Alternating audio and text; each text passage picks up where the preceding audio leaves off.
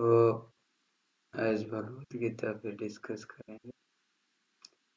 ओम नमो भगवते वासुदेवाय। ओम नमो भगवते वासुदेवाय। ओम नमो भगवते वासुदेवाय। ओम नमो भगवते वासुदेवाय। ओम नमो भगवते वासुदेवाय। ओम नमो भगवते वासुदेवाय। नारायणं नमस्कृत्यं नारायणं नमस्कृत्यं नरं चैव नरोत्तमं नरं चैव नरोत्तमं देवीं सरस्वतीं व्यासं देवीं सरस्वतीं व्यासं ततो जयमुदीरयेत्। ततो जयामुदीरयेत्। नष्टप्रायेषु अभद्रेषु नष्टप्रायेषु अभद्रेषु नित्यं भागवत सेवया नित्यं नित्यं भागवत सेवया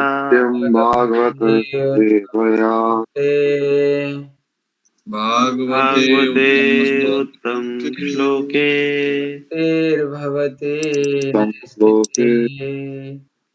भक्तिर्भवति नैष्ठिके। नमो नमो विष्णुपादाय कृष्णपृष्ठाय कृष्णपृष्ठाय भूतले भक्ति श्रीमते भक्तिवेदान्त स्वामिनिते नामिने। नमस्ते सरस्वते देवे गौरवाणी प्रचारिणे निर्विशेष शून्यवादी पाश्चात्यदेशतारिणे वाञ्छाकल्पतरुभ्यश्च कृपा सिन्धुभ्य च पतितानां पावनेभ्यो वैष्णवेभ्यो नमो नमः। जय श्री कृष्ण चैतन्य प्रभु नित्यानंद श्री अद्वैत गदाधर श्रीवासादि गौर भक्त वृंद। हरे कृष्ण कृष्ण कृष्ण हरे हरे हरे राम राम राम हरे हरे। हरे राम राम राम हरे।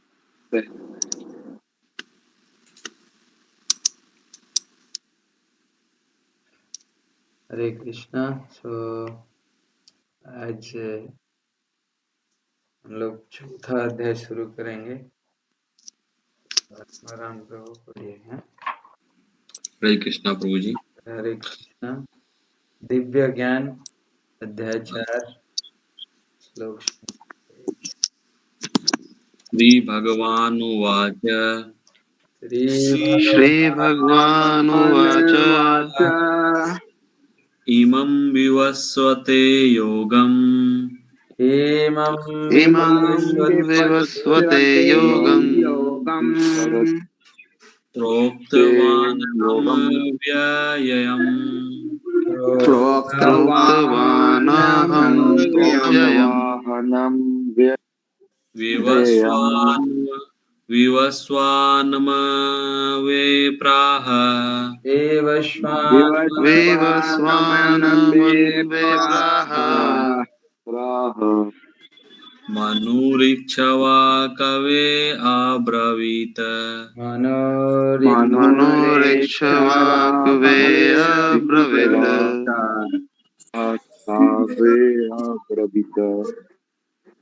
भगवान श्री कृष्ण ने कहा, मैंने इस अमर योग विद्या का उपदेश सूर्यदेव विवस्वान को दिया और विवस्वान ने मनुष्यों के पिता मनु को उपदेश दिया और मनु ने इसका उपदेश इक्ष्वाकु को दिया।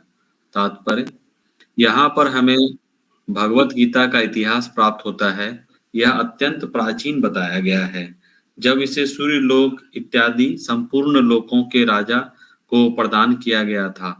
समस्त लोकों के राजा विशेष रूप से निवासियों की रक्षा के निमित्त होते हैं। अतः राज्य अन्य वर्ग को भगवत गीता की विद्या को समझना चाहिए जिससे वे नागरिकों प्रजा प्रशासन कर सके और उन्हें काम रूपी भवबंधन से बचा सके। मानव जीवन का उद्देश्य भगवान के साथ अपने शाश्वत संबंध के आध्यात्मिक ज्ञान का विकास है और सारे राज्यों तथा समस्त लोगों के शासना अध्यक्षों को चाहिए कि शिक्षा, संस्कृति तथा भक्ति द्वारा नागरिकों को यह पाठ पढ़ाए। दूसरे शब्दों में सारे राज्य के शासनाध्यक्ष कृष्ण भावना अमृत विद्या का प्रचार करने के लिए होते हैं, जिससे जनता इस महाविद्या का लाभ उठा सके और मनुष्य जीवन के अवसर का लाभ उठाते हुए सफल मार्ग का अनुसरण कर सके। इस मनवंतर में सूर्यदेव विवस्वान कहलाता है, यानी सूर्य का राजा, जो सौर मंडल के अंतर्गत समस्त ग्रहों लोकों का उद्गम है। ब्रह्म संहिता में 5.52 में कहा गया है, यक्ष यक्षु रेस सविता सकल ग्रहानाम राजा समस्त सुर मूर्ति शेष तेजाम यस्या यज्ञा भ्रमति संभृतः काल चक्रो गोविंदमादि पुरुषम तमहम भजामि। ब्रह्मा जी ने कहा, मैं उन श्री भगवान गोविंद की पूजा करता हूँ जो आदि पुरुष हैं और जिनके आदेश से समस्त लोकों का राजा सूर्य प्रभुत शक्ति तथा उष्मा धारण करता है। यह सूर्य भगवान के नेत्र तुल्य है और यह उनकी आज्ञा अनुसार अपनी कक्षा को तय करता है। सूर्य सभी लोकों का राजा है तथा सूर्यदेव विवस्वान सूर्य ग्रह पर शासन करता है, जो उष्मा तथा प्रकाश प्रदान करके अन्य समस्त लोकों को अपने नियंत्रण में रखता है। सूर्य कृष्ण के आदेश पर घूमता है और भगवान कृष्ण ने विवस्वान को भगवत गीता की विद्या समझाने के लिए अपना पहला शिष्य चुना। अतः गीता किसी मामूली सांसारिक विद्यार्थी के लिए कोई काल्पनिक भाष्य नहीं, अपितु ज्ञान का मानक ग्रंथ है जो अनंत काल से चला आ रहा है। महाभारत में शांति पर्व 348.51-52 हमें गीता का इतिहास इस रूप में प्राप्त होता है। त्रेता युगादो च ततो विवस्वान्वेददो मनुष्च लोकभृत्यर्थ सुताये यक्षवाकुवे ददो इक्ष्वाकुना च कथितो व्याप्य लोकानवस्थितम्। त्रेता युग के आदि में विवस्वान ने परमेश्वर संबंधी इस ज्ञान का उपदेश मनु को दिया और मनुष्यों के जनक मनु ने इसे अपने पुत्र इक्ष्वाकु को दिया। इक्ष्वाकु इस पृथ्वी के शासक थे और उस रघुकुल के पूर्वज थे जिसमें भगवान श्री राम ने अवतार लिया। इसमें प्रमाणित होता है कि मानव समाज में महाराज इक्ष्वाकु के काल से ही भगवत गीता विद्यमान थी। इस समय कलयुग के केवल 5000 वर्ष व्यतीत हुए हैं, जबकि इसकी पूर्ण आयु 4,32,000 वर्ष है। इसके पूर्व द्वापर युग 8 लाख वर्ष था तथा इसके पूर्व त्रेता युग 12 लाख वर्ष था। इस प्रकार लगभग 20,05,000 वर्ष पूर्व मनु ने अपने शिष्य तथा पुत्र इक्ष्वाकु से, जो इस पृथ्वी के राजा थे, श्रीमद् भगवत गीता कही। वर्तमान मनु की आयु लगभग 30 करोड़ 53 लाख वर्ष अनुमानित की जाती है, जिसमें से 12 करोड़ 4 लाख वर्ष बीत चुके हैं। यह मानते हुए कि मनु के जन्म के पूर्व भगवान ने अपने शिष्य सूर्यदेव विवस्वान को गीता सुनाई। मोटा अनुमान यह है कि गीता कम से कम 12 करोड़ 4 लाख वर्ष पहले कही गई और मानव समाज में यह 20 लाख वर्षों से विद्यमान रही। इसे भगवान ने लगभग 5000 वर्ष पूर्व अर्जुन से पुनः कहा। गीता के अनुसार ही तथा इसके वक्ता भगवान कृष्ण के कथन के अनुसार यह गीता के इतिहास का मोटा अनुमान है। सूर्यदेव विवस्वान को इसलिए गीता सुनाई गई क्योंकि वह क्षत्रिय था और उन समस्त क्षत्रियों का जनक है जो सूर्यवंशी है। क्योंकि भगवत गीता वेदों के ही समान है, क्योंकि इसे श्री भगवान ने कहा था, अतः यह ज्ञान अपौरुषीय है। क्योंकि वैदिक आदेशों को यथारूप में बिना किसी मानवीय विवेचना के स्वीकार किया जाता है। फलतः गीता को भी किसी सांसारिक विवेचना के बिना स्वीकार किया जाना चाहिए। संसारी तार्किक जन अपनी अपनी विधि से गीता के विषय में चिंतन कर सकते हैं, किंतु यह यथारूप भगवत गीता नहीं है। अतः भगवत गीता को गुरु परंपरा से यथारूप में ग्रहण करना चाहिए। यहाँ पर यह वर्णन हुआ है कि भगवान ने इसे सूर्यदेव से कहा, सूर्यदेव ने अपने पुत्र मनु से और मनु ने अपने पुत्र इक्ष्वाकु से कहा। हरे कृष्णा प्रभु ji. Hare Krishna. Thank you very much. Beautiful.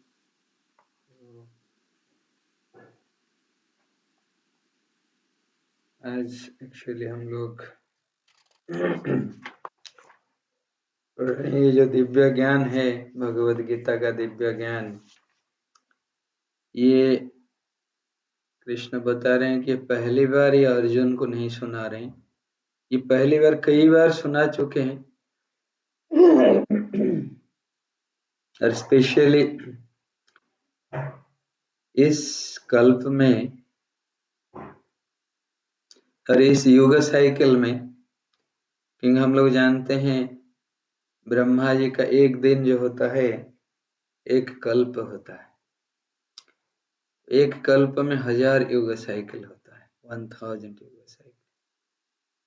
और 1000 युग साइकिल में से उसमें 71 युग साइकिल होता है। सॉरी, 1000 युग साइकिल होता है। 1000 युग साइकिल में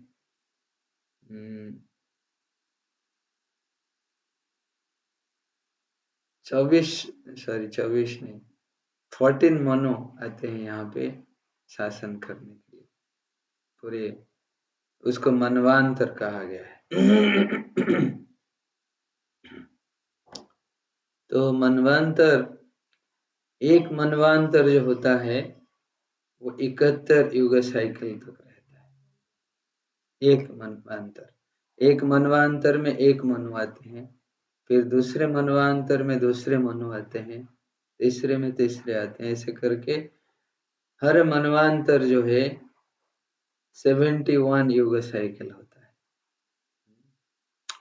तो इसलिए कृष्ण हर मनवांतर में भगवद गीता सिखाते हैं। जैसे इस मनवांतर में उन्होंने किसको सिखाए थे? अपने शिष्य सूर्यदेव जो विभास्वन है उनको सिखाए। फिर विभास्वन ने अपने पुत्र, उनके पुत्र हुए मनु, उनको उन्होंने सिखाया। इस वैवस्वत मनु है, ये अभी जो चल रहे हैं वैवस्वत मनु, तो उनको दिए फिर वो ज्ञान। फिर वो वैवस्वत मनु जो है अपने पुत्र जो इक्ष्वाकु हैं उनको दिए ज्ञान। इक्ष्वाकु वंशी, रामचंद्र इक्ष्वाकु वंशी, सूर्यवंशी है। तो सूर्यदेव से रामचंद्र जी के वंश हैं, रामचंद्र जी सूर्य वंशज हैं। इसलिए सूर्यदेव से मनु से इक्ष्वाकु, इक्ष्वाकु से ग्रेजुअली फिर के लोग आए हैं। फिर धीरे अज लास्ट में, अज के बाद फिर दशरथ जी के पुत्र हुए रामचंद्र। ऐसे ये भगवद गीता का ज्ञान युग युग तक हमेशा रहा है। तो कृष्ण बता रहे हैं ये जो ज्ञान है, दिव्य ज्ञान, अर्जुन को बता रहे हैं, आपको जो अभी सुना रहा हूं मैं, ये योगा सिस्टम जो है ये पहले से कई युगों से ये चलता आ रहा है। और लेकिन ये आता कैसे है? गुरु परंपरा के माध्यम से।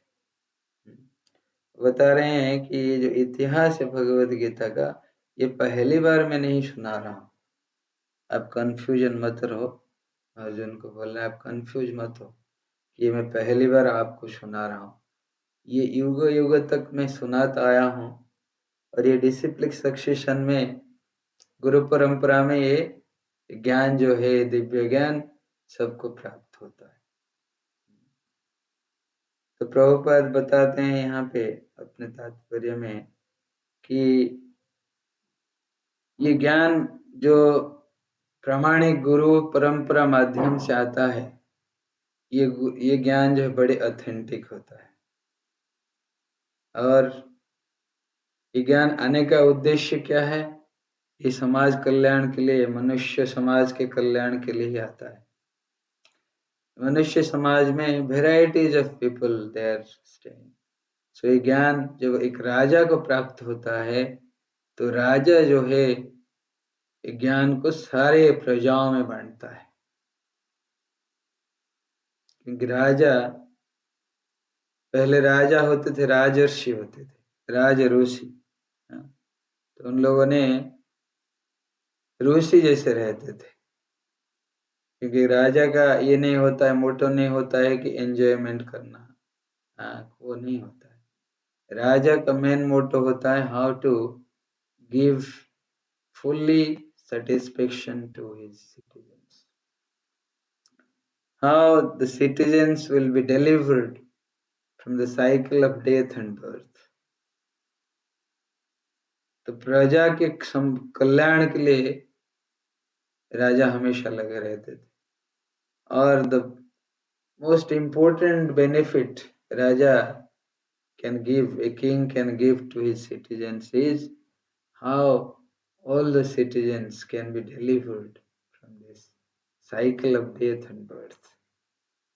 इस भव महासागर से पार कराना राजा का पहला कर्तव्य होना चाहिए।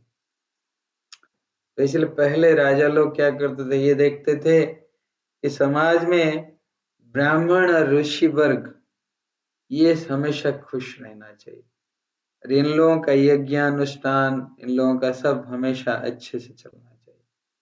हम लोग देखे थे रामायण में जब डिस्कस कर रहे, विश्वामित्र मुनि जब आए थे दशरथ जी के पास रामचंद्र को मांगने के लिए, दशरथ थोड़ा हिचकिचाए, लेकिन फाइनली वो रामचंद्र को ही भेजे, क्योंकि राजा का कर्तव्य है सारे ऋषियों का रक्षा करो, ऋषियों और ब्राह्मणों को रक्षा प्रदान करना, वो बहुत ही इम्पोर्टेंट है, क्योंकि they are the head of the society, Brahmin and rishi वर्ग, सन्यासी लोग। If they will be very healthy then the whole society will be healthy. हमारा सर अगर ठीक है, जैसे हमारे शरीर में हमारा सर अगर ठीक है तो सारा शरीर ठीक रहेगा। अगर सर नहीं है, सर विहीन शरीर का कोई वैल्यू नहीं होता है, हेडलेस सोसाइटी। तो इसलिए ब्राह्मण और ऋषियों को हेड माना जाता है सोसाइटी, और अगर वो नहीं है तो हमारा सोसाइटी क्या बन जाता है, हेडलेस सोसाइटी। तो अभी का जो सोसाइटी है वो हेडलेस सोसाइटी है, क्योंकि सब लोग शूद्र हैं, कलो शूद्र संभवा। तो शूद्र लोग जो होते हैं वो पैर होते हैं, एक्चुअली शरीर का पैर के साथ शूद्रों को कंपेयर किया गया। तो इसलिए खाली पैर में सोसाइटी टिक नहीं सकता है, सोसाइटी को टिकने के लिए सब चाहिए, पैर, हाथ, भुजाएं, पेट, फिर शरीर का मस्तक, सब कुछ चाहिए।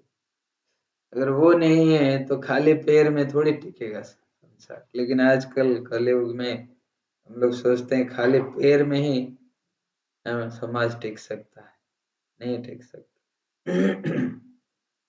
तो इसलिए पहले राजा लोगों का ही कर्तव्य होता था, और फिर उन्होंने राजा लोगों ने ये जो जब करते थे, रूल करते थे किंगडम, उन लोगों का प्रयास यही रहता था कि हर जगह पे मंदिर हो, हर जगह पे कृष्ण भावनामृत का प्रचार हो, सभी लोगों को ये ज्ञान दिया जाए ताकि सब लोग फिर एक दूसरे को बताए, ये लक्ष्य होता था राजाओं का।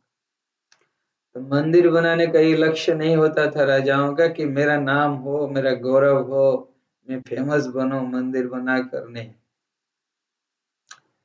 मंदिर जो अनुष्ठान होता था एक्चुअली वो होता था एजुकेशनल हब, प्रीचिंग सेंटर्स। पहले जमाने में मंदिर जो होता था वो प्रीचिंग सेंटर्स हुआ करता था, एजुकेशन हब।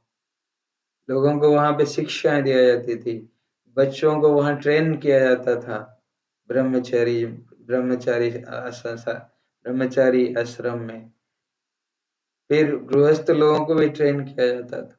तो इसलिए मंदिरों और जितना धर्म स्थल होता था हम लोगों का पहले, उसको बहुत ही डेवलप्ड प्लेस में रखा जाता था और डेवलप किया जाता था। ये राजाओं का पहला कर्तव्य होता था कि जितना धर्म स्थान है, धर्मपीठ है और मंदिर है, उसको अच्छे से डेवलप किया जाए, उसको अच्छे से रखा जाए, संरक्षित किया जाए, ताकि लोगों को कल्याण के लिए, समाज के कल्याण के लिए इसके उपयोग हो। लेकिन आजकल बहुत ही कम ध्यान दिया जाता है। दिया भी जाता है तो for the purpose of different agenda behind that. कोई करता है मंदिर तो वो अपना फेम के लिए करता है, and some political agenda is there inside it. So, लेकिन मंदिर बनाने का एक ही लक्ष्य होना चाहिए, this should be the preaching center, educational hub, जैसे प्रभुपाद बना कर गए हैं। क्योंकि प्रभुपाद जो है वो प्रामाणिक गुरु परंपरा से ही आए हैं, उनको पता है कैसे करना चाहिए। हाँ, खुद बहुत सारे ऐसे आए हैं लोग, लेकिन कोई प्रभुपाद जैसे कोई ऐसे संस्था नहीं बना है जहाँ पे हर मंदिर एक प्रीचिंग सेंटर है। हर मंदिर में एजुकेशन दिया जाता है, लोगों को सिखाया जाता है लोगों को कैसे इस जन्म मृत्यु के चक्र से बाहर निकलना है। तो इसलिए पहले राजाओं का ही कर्तव्य होता था, और बहुत सारा एग्जाम्पल प्रभुपाद यहाँ दिए हैं और इस युगों के बारे में भी बताए हैं। कलयुग का कितने साल है, 4,32,000 साल, उसमें से 5,000 वर्ष ही गया है मात्र। द्वापर युग 8 लाख वर्ष है, और त्रेता युग 12 लाख वर्ष है, सत्य युग फिर 16 लाख वर्ष, ऐसे करके बताए हैं कैसे भगवत गीता कब कही गई थी। This is the history of Bhagavad Gita for this manvantara. इसी मनवांतर के लिए ये हिस्ट्री है भगवत गीता। ऐसे ही कितने मनवांतर जाता है, टोटल 14 मनवांतर है। 14 मनवांतर में हर मनवांतर में कृष्ण इसको बोलते हैं। हाँ, और कृष्ण के थ्रू ही भगवत गीता का ज्ञान सबको प्राप्ति होती है। तो अर्जुन को फिर ये बोल रहे हैं, कृष्ण क्यों बोल रहे हैं वो भी बताएंगे सेकेंड श्लोक में। हाँ, धीरे धीरे वो बताएंगे उसको कैसे युग के काल के प्रभाव से ये ज्ञान जो है क्षीण हो जाता है, फिर वो इसको रिवाइव करने के लिए फिर से अर्जुन को दोहरा रहे हैं ज्ञान। तो आगे भी हम लोग पढ़ेंगे कैसे गुरु परंपरा, एक्चुअली प्रामाणिक गुरु परंपरा सबसे इम्पोर्टेंट है और वो रहना भी चाहिए, प्रामाणिक गुरु परंपरा, और इससे समाज कल्याण होता है। अगर नहीं है तो फिर ये छिन्न हो जाता है ज्ञान जो है, क्योंकि ज्ञान जो है भगवत गीता का धीरे धीरे मनोधर्म, लोगों के मनोधर्म के माध्यम से धीरे धीरे क्षीण हो जाता है, क्योंकि लोग अपने मेंटल स्पेकुलेशन डालते रहते हैं इसके अंदर। भगवत गीता सब लोग हम जानते हैं, लोग भारत में अभी किसी को भी पूछो भगवत गीता के बारे में बोलेगा हम तो जानते हैं, लेकिन कुछ नहीं जानते हैं। जानते हैं थोड़ा बहुत, कोई सुना होगा और उसी में तोड़ मरोड़ के अपना मेंटल स्पेकुलेशन डाल के बोलने लगेगा। ये नहीं है भगवत गीता। भगवत गीता का ज्ञान जो है वो प्रामाणिक गुरु परंपरा से ही ग्रहण करना चाहिए, ताकि हम लोग ऑथेंटिक नॉलेज प्राप्त कर पाए, नहीं तो कहीं भी ऑथेंटिक नॉलेज प्राप्त नहीं होगा। प्रभुपाद को जब पूछा गया था अमेरिका में कि बहुत सारे भगवत गीता है मार्केट में, अब फिर एक लिख दे भगवत गीता, प्रभुपाद उनको समझाए, बोले कि भगवत गीता जो है जैसे मेडिसिन होता है, मेडिसिन हम लोग जब मार्केट से लाते हैं कैसे लाते हैं और कैसे उसको ग्रहण करते हैं, या तो कोई डॉक्टर उसको प्रेस्क्राइब करता है, डॉक्टर के आदेश पर हम लोग लेते हैं, कितना डोज लेना चाहिए, कैसे लेना चाहिए, इसमें क्या है, किस डिजीज के लिए है ना। या तो मेडिसिन के ऊपर लिखा गया जो इंस्ट्रक्शन है उसी के हिसाब से हम इसको ग्रहण करते हैं। अपने मनोधर्म या कोई बता देगा तो हम नहीं लेते हैं, तो लेना ही गलत है। तो वैसे ही ये भगवत गीता जो है वैसे ही लेना चाहिए।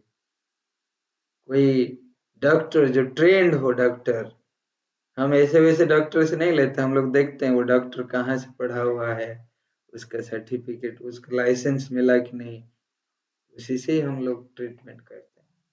तो वैसे ही भगवत गीता उन्हीं लोगों से लेना चाहिए वो जो लोग प्रामाणिक गुरु परंपरा से ही सर्टिफाइड रहते हैं, वो प्रामाणिक गुरु परंपरा से जो ज्ञान ग्रहण किए हैं उन्हीं से ही इस ज्ञान को प्राप्त करनी चाहिए, तब भी हमारा कल्याण होगा। नहीं तो ऐसे तो मार्केट में बहुत भगवत गीता है, उसको पढ़ने से हमारा कल्याण नहीं होगा, हमारा और दुस्सह हो जाएगा हमारा रहना जिंदगी। तो इसलिए हम लोगों को, क्योंकि बहुत सारे Mayavadi they have written Bhagavad Gita commentary, and finally मैं देखा कई भगवद गीता में भी पढ़ा था पहले, फाइनली अपने आप को वो कृष्ण के साथ कंपेयर कर, खुद कृष्ण बन जाते हैं। So this is rascal. हम लोगों को प्रभुपाद के जो भगवत गीता दी हुई है, जो गुरु परंपरा, प्रामाणिक गुरु परंपरा से आई है, उसी भगवत गीता ज्ञान को ग्रहण करना चाहिए और उसी को ही डिस्ट्रीब्यूट करना चाहिए, सब में उसी को ही डिस्ट्रीब्यूट करना चाहिए। इसलिए भगवत गीता का जो बुक है, प्रभुपाद के जो बुक है, वेरी वेरी स्पेशल, उसी को ही देना चाहिए, जिसको देना हो गिफ्ट में हो या फिर किसी को बांट रहे हैं कुछ डोनेशन लेकर, यही भगवत गीता ही देना चाहिए और कोई नहीं। ठीक है, Hare Krishna, thank you very much. Hare Krishna.